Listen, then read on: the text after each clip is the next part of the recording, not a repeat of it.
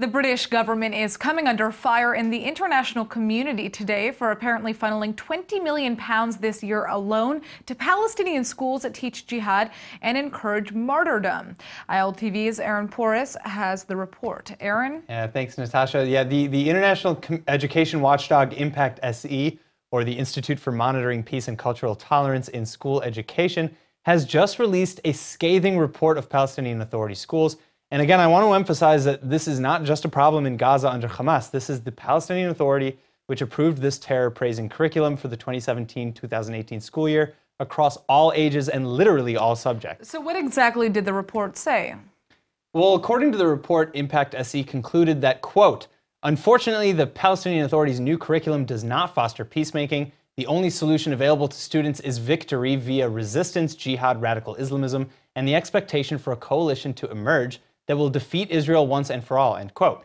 In fact, the conclusion in the Watchdog's report goes on to call the teaching material so biased that students are indoctrinated and the world divided according to a Manichaean paradigm with little or no complexity, empathy, or real understanding of historical developments. Now, how long has this been going on?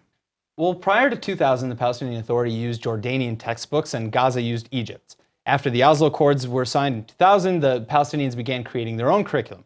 This is just the latest one, and this is far from the first report on Palestinian texts teaching kids about martyrdom and the love of violence. And you said that this report teaches violence in every subject for every age? Yeah, and in a truly disgusting fashion. I mean, I spent a while reading about it, but I'm talking about literature and social studies are almost entirely based on passages from the Quran that glorify violence and support the destruction of Israel, even if there's no Palestine left in the end. In physics, students are asked to describe the tensile strength of a rubber band and the forces put onto a rock in a slingshot used during resistance. Maps of Palestine completely omit Israel. Mathematics texts ask students to calculate the bus times from their homes to Israeli prisons. And writing exercise asks students to write about alleged atrocities perpetrated against Palestinian children by the Israelis, like depriving them of playing and martyring them.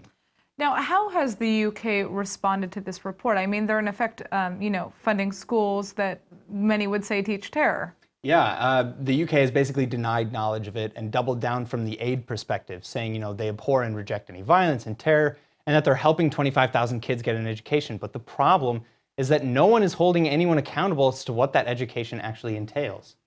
All right, well, this has been a hot topic for a while now, and I'm sure there will be more to come. Keep us updated, Aaron. Thank you.